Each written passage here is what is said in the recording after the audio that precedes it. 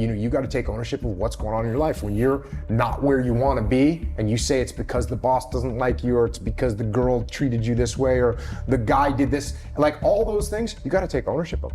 And if you're blaming all these other external things, you're not going to make any changes. And that's going to be a problem. And that's the problem too. If you're chronically rejected by people, it's often because of your own insufficiencies. Whether that's cowardice or lack of social skills or whatever it is, it's like, you can't just brush it off as, oh, well, no one likes me, but really I'm okay. It's like, no, wrong. If everyone rejects you, there's probably something wrong, and it's probably deep and difficult, and it's going to be horrible to fix.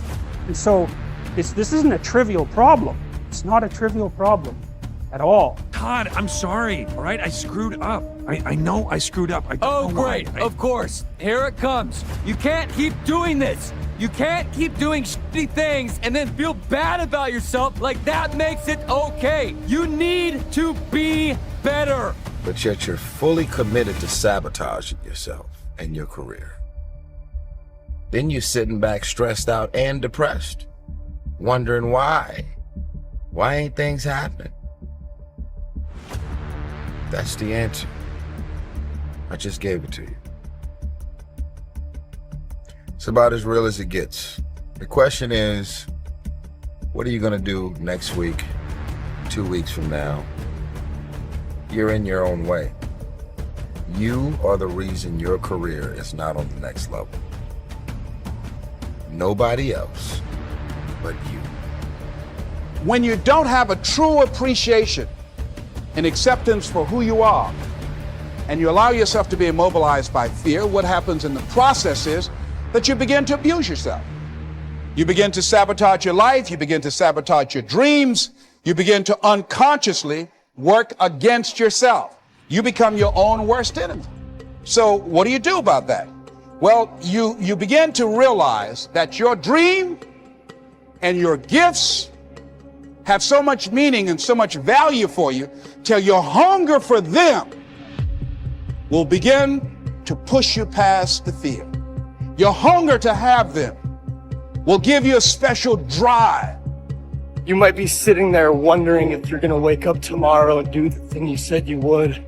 But why on earth would you wonder? This thing you're so uncertain about is literally you. There's nothing in this world you have more control over than yourself. But if you decide to wake up every day, surrender that control to chance, I guess you'll be stuck wondering forever. This disconnect between you and you is unnecessary though. The pattern of hoping you fulfill the role of a better you and disobeying that desire every time is completely in your hands.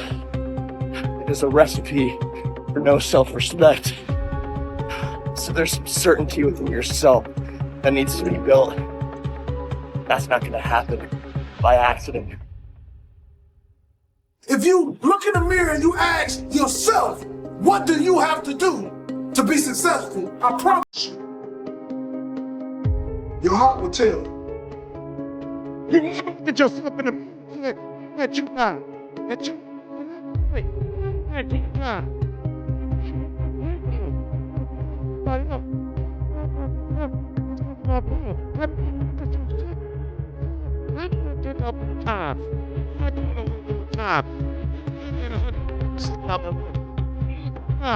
You always want to blame other people. You want to hold other people to the fire, but you're not holding yourself to the fire. You're just saying you're going to 50%.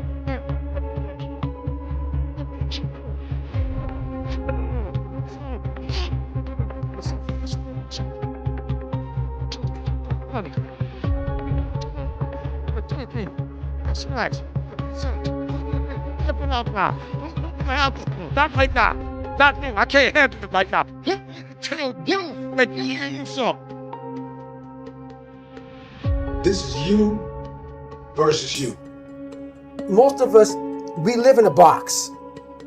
And we don't want to go outside that box at all. Ever.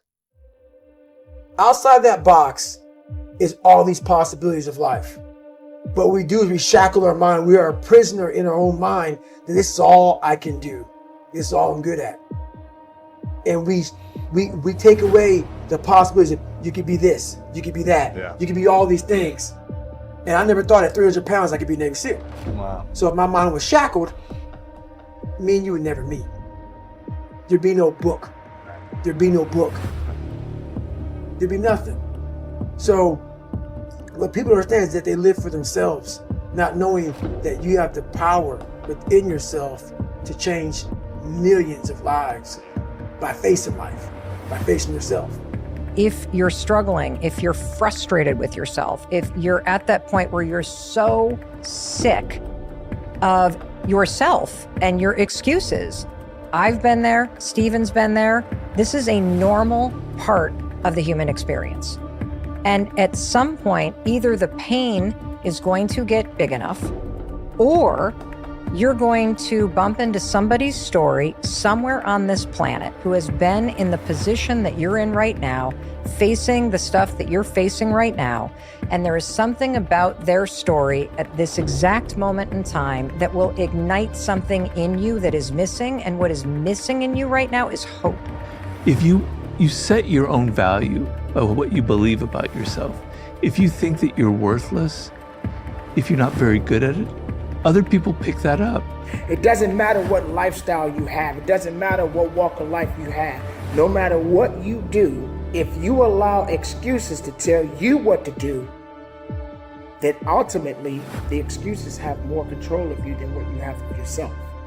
So get up, work hard, put some effort into what you want out of life, because all you have is you. All you have is what you have inside.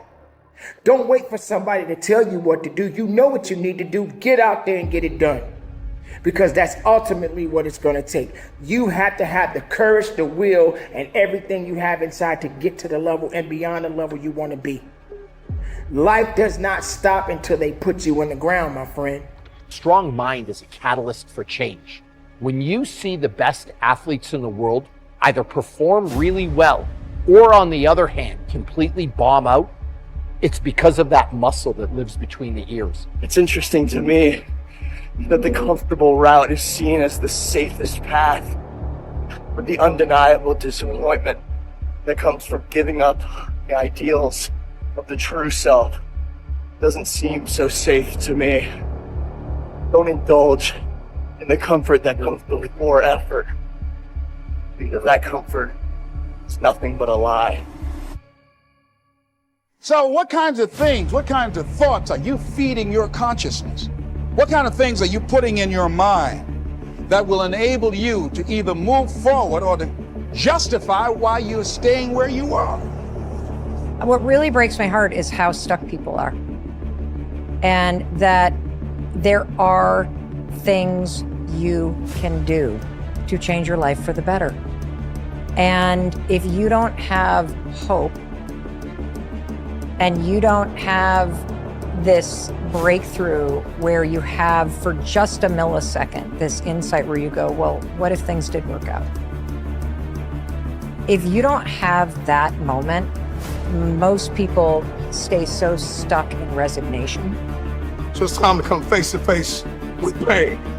Look yourself in the mirror and ask yourself, how much more can you take?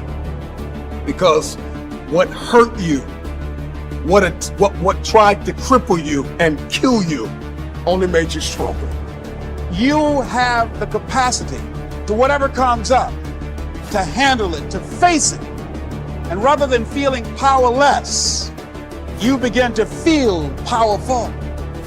My content creators, my entrepreneurs, my musicians, come on, my keynote speakers, my captains of industries, my CEOs, from the captain to the cashier, there is more in you. Stay-at-home father, stay-at-home mother, lawyer, doctor, hygienist, author. I don't know who you are, where you're from, but there's more in you. You may be hurting, maybe dying on the inside, but you still got life left.